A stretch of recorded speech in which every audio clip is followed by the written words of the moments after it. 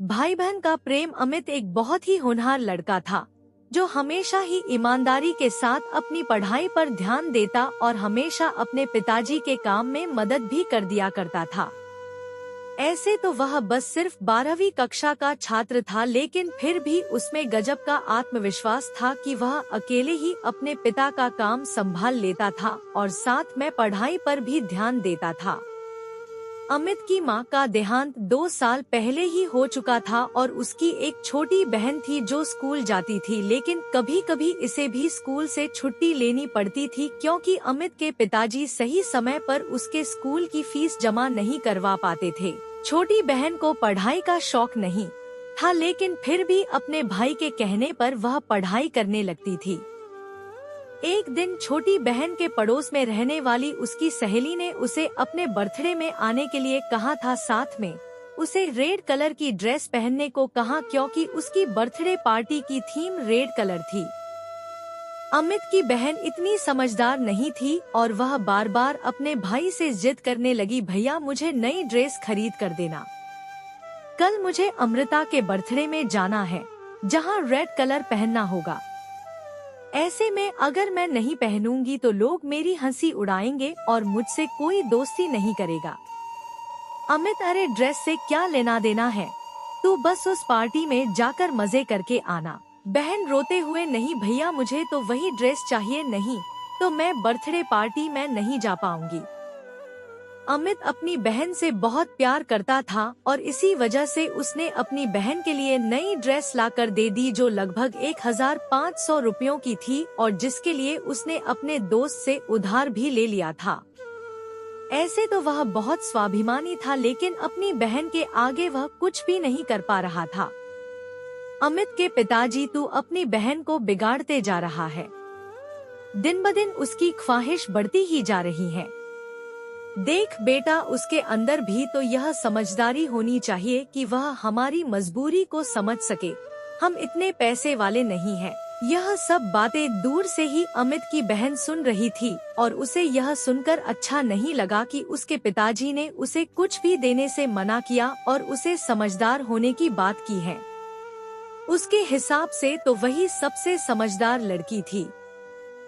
उसने अपने पिताजी और भाई की मजबूरी को भी सुनते हुए नजरअंदाज कर दिया था क्योंकि उसे तो अपनी मनमर्जी का हर वह सामान मिल जाता था जो वह चाहती थी। अमित दिन भर अपना काम करता और रात में पढ़ाई किया करता था। वह अपनी पढ़ाई को छोड़ना नहीं चाहता था। यूं ही एक दिन वह पढ़ाई कर रहा होता है, अचानक उसके दोस्त राजीव का फोन आता है जो उससे कल होने वाली पार्टी में चलने के लिए कहता है। राजीव, अरे चलना यार, वैसे भी तू रोज रोज काम करता है, कभी हम दोस्तों के लिए भी समय निकाल लिया कर।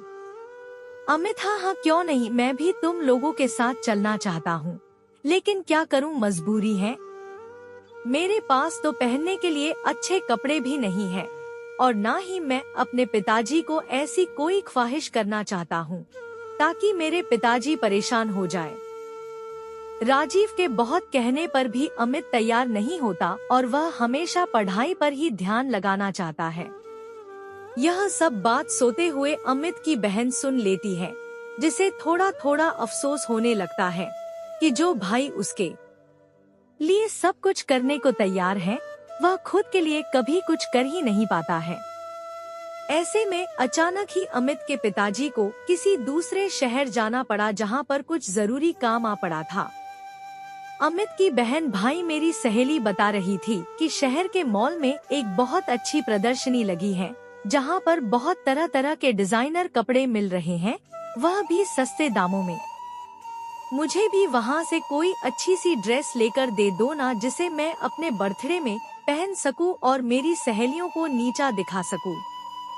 अमित, तुम यह गलत सोच रही हो।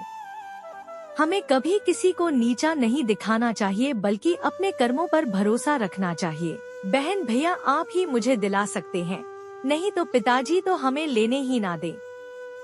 दिन भर अपनी मजबूरी बताते रहते हैं और कभी मेरा ध्यान भी नहीं रखते हैं। अमित उस समय चुप हो जाता है क्योंकि उसे अपने पिताजी की मजबूरी अच्छे से मालूम है, लेकिन छोटी बहन इन सब बातों से अनजान थी। तभी अमित को ख्याल आता है कि उस प्रदर्शनी में जाने के लिए महंगे पास की जरूरत पड़ती है जो उसके पास नहीं है। ऐसे में वह दौड़कर अपने गुल्लक को टटोलने लगता है और एक एक करके पैसे जोड़ने लगता है ताकि वह अपनी बहन के लिए उस प्रदर्शनी के पास उपलब्ध करवा सके। यह सब देखकर अमित की बहन का कलेजा फट पड़ता है और उसे जोर से रोना आ जाता है। उसे रोता हुआ देखकर अमित दौड़कर बहन के पास जाता है। क्या हुआ? तुम इस तरह से क्यों रो रही हो? बहन रोते हुए, आज तक आपने हमेशा मेरी खुशियों का ख्याल रखा, हर वह चीज मुझे दिलाई जो मैं मांगती रही, लेकिन कभी भी मैंने आपसे यह नहीं पूछा कि आखिर आप इन पैसों का इंतजाम कहाँ से करते हैं। लेकिन आपको एक एक रुपए जोड़ते देखकर मुझे बहुत दुख हुआ कि आप मेरी खुशी के लिए इतना कुछ कर सकते हैं, लेकिन मैं हमेशा स्वार्थी बनी रही। अमित, अरे इतना सोचने की जरूरत नहीं है, आखिर मैं तेरा बड़ा भाई हूँ, मैं नहीं करूँगा तो कौन करेगा। बस उसी वक्त अमित की बहन दौड़कर अपने बैग से एक चीज निकाल कर लाती है और अमित की आंखों में हाथ रखकर कहती, मैं आपके लिए कुछ लेकर आई हूँ। इस बात से अमित चौंक जाता है और जैसे ही वह अपनी आंखों से बहन का हाथ हटाता है तो देखता है उसकी बहन उसके लिए एक सुंदर सी शर्ट लेकर आई है। अमित आश्चर्य से, यह तो बड़ी महंगी लगती है, पर तुम कहाँ से लेकर आई? बहन, आपने जो मुझे थोड़े थोड़े करके मेरे खर्चे के लिए पैसे दिए थे ना, मैंने उसे ही जोड़ कर रखा था कि मैं उससे अपने लिए कोई अच्छी ड्रेस खरीद लूंगी, लेकिन जब मैंने आपके दोस्त की बात सुनी और आपने उसे पार्टी में जाने के लिए मना कर दिया, बस मैंने उसी समय ठान लिया था कि मैं आपको एक खूबसूरत सी शर्ट लेकर दूंगी। उम्मीद करती हूँ आपको यह शर्ट पसंद आएगी। अमित खुश होते हुए, अरे यह तो बहुत ही अच्छी है, मैं तो सोच भी नहीं सकता कि मेरे लिए कोई इतना भी कर सकता है। बहन भावुक होते हुए, यह तो मेरी तरफ से एक छोटा सा तोहफा है, लेकिन आज तक आपने जो मुझे प्यार और सम्मान दिया है उसकी तो कोई भी तुलना नहीं की जा सकती। अब मैं हमेशा आपका और पिताजी का हाथ बटाऊंगी और कभी भी फिजूल खर्च नहीं करूंगी।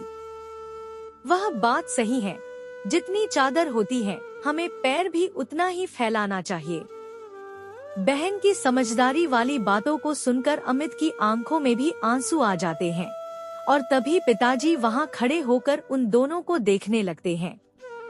अब पिताजी की आंखों में भी अमित के साथ साथ बहन के लिए भी गर्व के भाव आ जाते हैं और वे दोनों बच्चों को गले से लगा लेते हैं। खुशियां हमेशा छोटी छोटी घटनाओं, छोटे छोटे में छुपे हुए होते हैं। कभी भी लाइफ में किसी के लिए कुछ बड़ा प्लान करने के बजाय किसी के लिए एक छोटा सा प्रयास भी बहुत मायने रखता है। किसी के लिए एक बड़ा महंगा उपहार खरीदने के बजाय किसी के साथ 2 पल बैठकर उससे बात कर लेना भी एक बहुत बढ़िया उपहार होता है। लाइफ में कभी कभी ऐसा भी होता है कि किसी को हमारा महंगे लाखों के गिफ्ट्स में कोई रुचि नहीं होती है, उनके साथ सब एक शाम गुजार ले, वो भी बहुत होता है। लेकिन बदलते दुनिया और इस जीवन की आपाधापी में हम इतने मशगूल होते हैं कि किसी को अपना समय भी नहीं दे पाते हैं। जहाँ तक मेरा मानना है कि किसी के लिए किसी का सबसे बड़ा उपहार किसी को वक्त देना होता है, कि कोई भी किसी को जब अपना वक्त देता है तो वह उसको सिर्फ अपना वक्त नहीं दे रहा होता है, वह अपने जीवन का एक हिस्सा या ऐसे कहे तो वह अपना जीवन दे रहा होता है। जीवन में सबसे जरूरी 4 लोगों के साथ अपना समय बिताना और उनके सुख दुख में शामिल होना, यही तो जीवन है। इससे इतर और कहीं जीवन थोड़े हैं। बस काफी लोग इसी खूबसूरत और अनमोल रिश्ते को सहज नहीं पाते हैं। ये हमारे लिए किसी कीमती रिश्ते, किसी महंगे गिफ्ट से कम नहीं होते। दोस्तों, अगर हमारी वीडियो अच्छी लगी हो तो वीडियो को लाइक शेयर जरूर करना और दोस्तों साथ ही साथ अगर चैनल पर नए हो तो चैनल को सब्सक्राइब जरूर कर लेना और साथ ही साथ बेल आइकन जरूर प्रेस कर दें ताकि हमारी जिंदगी वीडियो आएगी उसका नोटिफिकेशन आपको मिलता रहेगा। धन्यवाद। जय हिंद, जय भारत।